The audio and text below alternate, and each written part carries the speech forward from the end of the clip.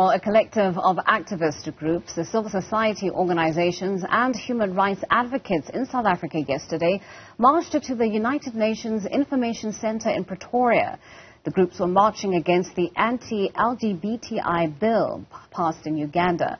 The bill criminalises LGBTQI+ members with the possibility of a death penalty if found guilty. The South African organizations which marched yesterday are calling out on the South African president and government to speak out on the human rights abuses that this bill will impose. Well, for more on this, we speak to the Executive Director of Advocacy for the Prevention of HIV in Africa, Yvette Raphael. Yvette, thank you so much for your time and thank you for joining us on our platform this morning. Talk to us about the message that you were really trying to get across during your demonstrations yesterday.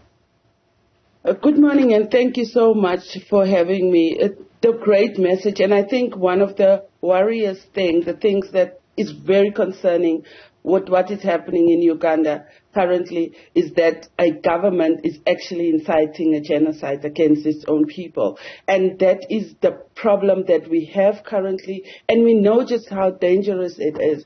The message that we also would like to send is for the South African government to really, really play its part, because we know how dangerous Uganda is going to be for LGBTI communities. But more importantly is that we want our government and South Africa to be a safe space for the LGBTQI community. Yeah. I mean, there was such outrage, public outrage, international outrage when the news of this particular bill, first broke. Is that enough, do you think, to, dissuade a country from moving forward with promulgating a law like this, which, as you've mentioned, completely impedes on the rights of others? The outrage is not enough. I think what is very important here is that we should meet the violence against the LGBTQI community with the same energy that this government and Africa. We should not forget that there are some African countries that is busy with bills, similar bills in their countries. So we need to start meeting that with the same energy, which is calling out not only the government of Uganda, but calling out leaders in Africa who are silent when this is happening. Because I think, and we think, silently, they are behind corners, they are busy with the same things that Uganda is doing. And we need to ensure, and this is the thing, is in South Africa, that right can be taken away just like that with the current discussions around how the Constitution is a useless document. So we need to call out African governments. And we also know that African leaders do not call each other out. And that is very, very dangerous. And we will be in a space where we see the slaughter of young people. And this cannot happen in 2023. Yeah, I mean, I think we all recall when Russia first invaded Ukraine, the kind of response that we saw from the West. I mean, it was economic sanctions on top of more economic sanctions. We saw even diplomatic punitive measures being imposed on Russia in an attempt to isolate the country and condemn its actions. Are you looking for similar punitive measures to be taken in this regard? Really strong positions and stances against what the Ugandan government is trying to put in place here.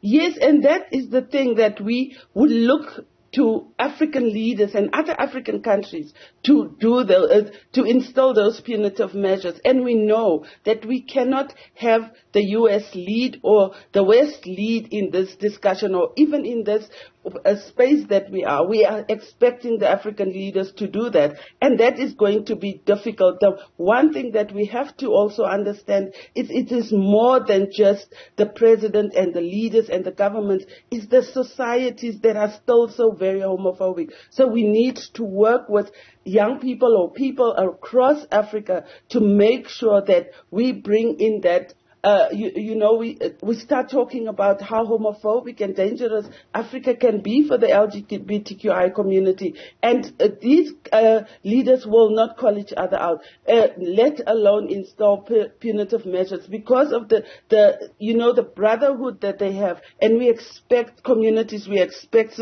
societies and civil societies to stand up. But do it in a way where these governments will feel the pressure not to do the same as what Uganda is doing. But it's very dangerous what is happening in Uganda. And what's even more dangerous, if we want to program what is going on there, we need to know that those young people or the LGBTQI community can find safety in Africa. That is the big thing that we are calling for. And currently, none of the African governments have spoken out, which is very, very worrying. Right, or offered any kind of refuge to Ugandans who identify as being a part of the LGBTQI plus community to say that, you know, with your lives now imminently in danger, you know, you can come and actually seek refuge in our countries.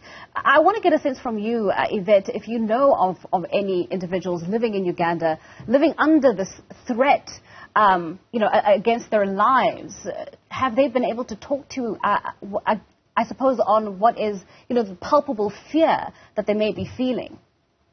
Yes, I actually get goosebumps because for some of us who work in this field and in this space, we know people who are in Uganda personally. Mm-hmm. But the worst part is that these young people, these LGBTI communities are going underground, and that is dangerous which means they are gathering in spaces underground, and they would be found, and that is the dangerous part. We also yesterday heard from a young woman who's in South Africa who's going and dealing with so much danger, where her family is still in Uganda, parents are sick. She herself has to go back to her country, because some of the things that are happening back there. But she is afraid because on arrival she will be arrested, and we are trying to protect this young person. We are trying to get help for her, to be able to help other Ugandan LGBTQI communities, young people, to get out of Uganda because it is dangerous. They are arresting young people for having access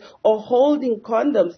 Please explain how that is still possible in 2023. And young people are being arrested for having condoms, and the charges are just atrocious. So we are sitting in a space where the lives of people are in danger, and we cannot deal with it as if it is just a bill. What is more dangerous is we know Museveni is going to sign that bill. We are doing advocacy outside the countries and leading up to this bill being tabled in Parliament. If anything was going to happen, it was going to not be tabled in Parliament. But at this moment, it is in a very, very dangerous phase, and we know he will sign it, and other African leaders are already following. Yeah, it does seem that it's quite inevitable. But, earlier you mentioned how this conversation has to go beyond just, outrage, beyond condemnation. It has to go even beyond other African countries, advocating against this bill. There's an education element that strongly needs to be propagated as well. And I mention that because, one of the MPs who are, of course, arguing for the bill, justifying the contents of the bill, talked about how the piece of legislation, in essence, would work to protect traditional family values, the sort of very antiquated, outdated conception or idea of what a family looks like or what a family ought to look like. These are the thinking patterns, right? The ideologies that really need to be tackled at the core, at the center of them, to really do the work of undoing the damage that has been done already.